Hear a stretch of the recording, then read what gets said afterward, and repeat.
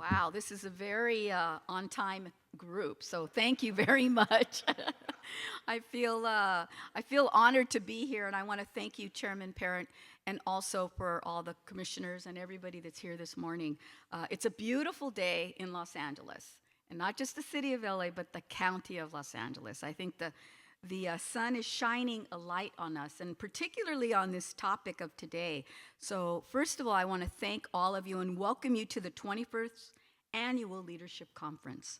And I want to thank the Quality and Productivity Commission for always continuing to promote productivity, efficiency, and quality, and for bringing this very important topic and especially your innovative ideas to the forefront here at LA County. And especially I want to commend the leadership team because all of you have done so much to bring us here to this day.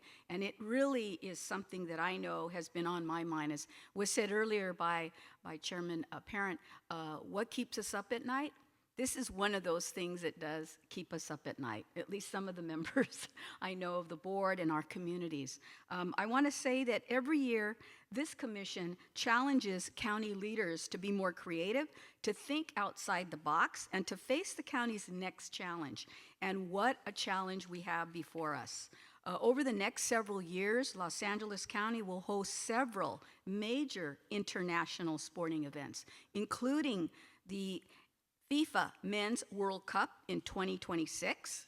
Anyone here a fan? And the 2028 Olympic and Paralympic Games. Obviously, we know that this is coming. And these two major events will bring global audiences to our shores. And to that end, I believe we have to be ready to showcase all that the County of Los Angeles has to offer. And we're so much more than just the 38 departments and the over 100,000 employees and the 10 million people that we resident. And we know that we're the 21st largest economy in the world. That's a footnote because many people do not see us in that same vein, unfortunately. But this is our opportunity to showcase that. Los Angeles, as you know, is a global hub, we know, for art, for culture, tourism, entertainment, and innovation. That's what attracts people internationally here to Los Angeles County and the city. The next FIFA Men's World Cup, as you know, will be jointly hosted by the United States, Mexico, and Canada in June and July of 2026. So talk about international. We are going to be in the spotlight. This marks the first time that the tournament will be held across 3 host countries with 48 teams and 104 matches. I can't even imagine that. The tournament will be held across 16 host cities with 11 in the United States, 3 in Mexico, and 2 in Canada.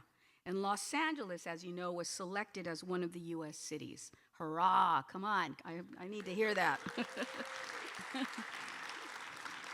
And moreover, in September of 2017, as you know, the International Olympic Committee, the IOC, formally awarded the 2028 Olympic and Paralympic game to the city of Los Angeles. The games, as you know, will start with an opening ceremony on July 14th of 2028. So please mark your calendars. While the complete list of venues is not yet final, most competition and association non-competition events and activities are expected to be held within the city of Los Angeles. These events often lead to a surge, as you know, in the number of tourists, visitors, resulting in elevated spending on hotels, restaurants, and other local businesses. The services supporting the events and the infrastructure accommodating the tourism surge will also, as you know, generate opportunities for more employment and other investments, I think, in Los Angeles County. And we know that to be true for the County of Los Angeles, including our own infrastructure. However, as you know, these events can also raise apprehensions, including exacerbating existing inequities, displacement pressures, and even environmental challenges. And that's why I have authored several motions to create a lasting legacy for us to look at equitable local investment, which I think is very, very important, especially for historically disadvantaged communities. For example, I authored a motion at Metro and the Board of Supervisors to develop a new Open Streets grant program dedicated to transforming our streets and transportation facilities into temporary centers of art, culture, and recreation to engage our local communities before and during the 2028 Olympic and Paralympic Games. Some of that was done in 1984, but now we have an opportunity to be more robust because we have grown and we have changed. And last year, some of you may know, I authored a motion for the county to identify opportunities to leverage the FIFA Men's World Cup and the 2028 Olympic and Paralympic Games celebration to further enhance our county priorities, like increasing those investments in economic opportunity, for procurement, and also for investment in minority and women-owned businesses. I think those are laudable goals, and we should be looking at taking advantage of that. We also need to be furthering our climate goals while we are faced with so many people that will be coming in. We have some real challenges in our public transportation system and our own infrastructure that we manage here today. And that's going to take all of us working together and becoming our own ambassadors for our community residents. And I hope that the county does participate in that. I don't know if we did that back in '84. I was not here, but I would certainly hope that that would be another part of our role, how we give back to those international guests that are going to be coming here for the first time. First impressions make a big difference. As a part of the motion that I put forward, the Department of Parks and Recreation, in partnership with the Department of Arts and Culture, also worked together to identify opportunities to host viewing parties and other events. And we did it, if some of you may recall, during last summer's the Women's World Cup. Did any of you see some of what happened out here in LA County, what was demonstrated? Together, these departments focused on hosting viewing parties, one which was held in East LA, Boyle Heights, Salazar Park, in partnership with the Boyle Heights Arts Conservancy. Teaching artists facilitated participatory youth-centered workshops that included dreaming up your own sports jersey with a personal logo, and utilizing their sketch design to complete a one-of-a-kind bandana for use during the World Cup. So can you imagine us doing that for these games? Having our community engaged in that manner. I think that opens up a whole bunch of opportunities for young people and communities that otherwise would not be able to maybe afford a ticket to the games or some of the festivities. The Music Center, as you may know, also hosted a Women's World Cup viewing event, and additional cultural organizations such as the Hammer Museum also hosted the Women's World Cup event. So if you're here representing museums, start thinking about it, and any arts venues.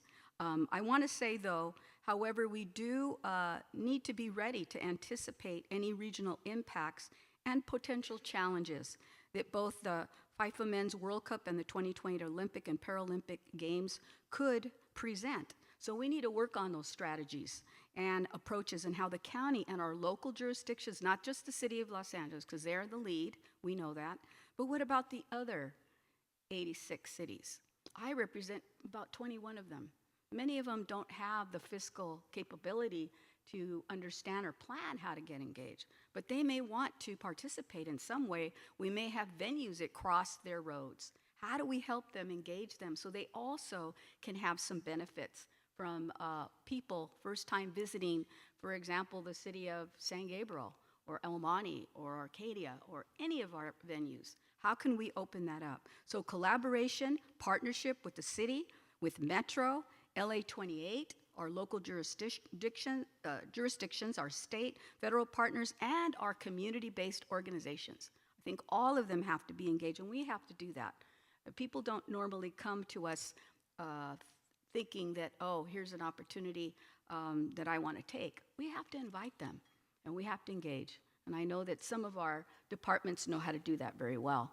So we will be calling on you to do that. I also want to just say, because we do have our own vulnerabilities here, let's face it, we have some major challenges right now, especially in the city and the county, with homelessness, right? What are we going to do meantime to prepare for that? We can't just sweep people away.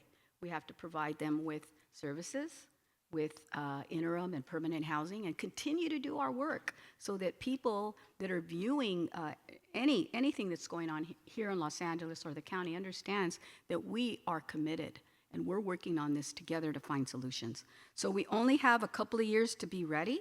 So again, collaboration, careful planning, creativity, and innovation are the words that we should be keeping on our minds and on our tongues and ready to do what we can. So I look forward to being a part of this and look forward to our leadership. I know our CEO's here. We're going to hear from many amazing people. And again, thank you, muchas gracias, and let's get ready for the world to come into our neighborhoods in LA County and the city of Los Angeles. Thank you so much for having me.